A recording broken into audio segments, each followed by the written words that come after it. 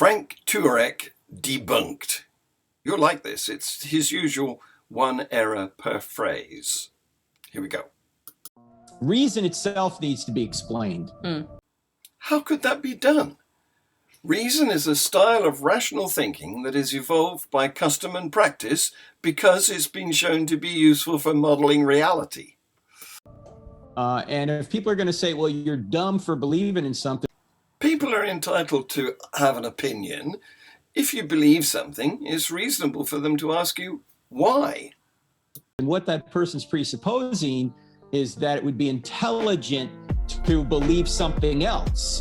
That in itself is an assumption. Unless you can read minds, there is no way of telling what a person is presupposing. He may have no alternative suggestions at all.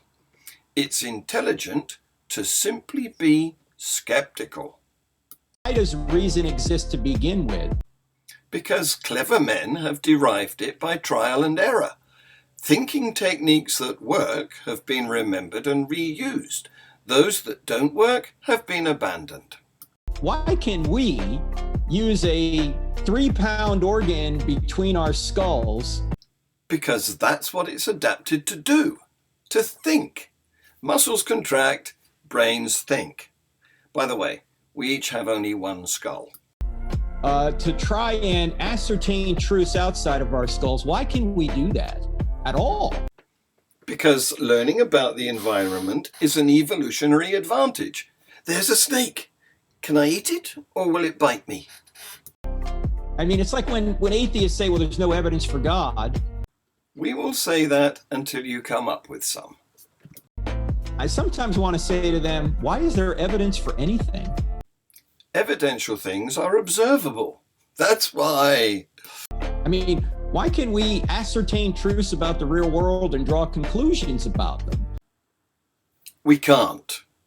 All we can do is make models and test them for congruence with observations in the natural realm. Our models are provisional and may be falsified one day. Some of them work very well, though. There's a semi-autonomous helicopter on Mars. And the answer is, in my view, is because our mind is made in the image of the great mind. That's just a claim. Do you have any evidence, Frank? And there are these immaterial laws out there called the laws of logic. The laws of logic are conceptual, not immaterial. That are grounded in God's nature that allow us to ascertain truths about the real world. Another bold claim.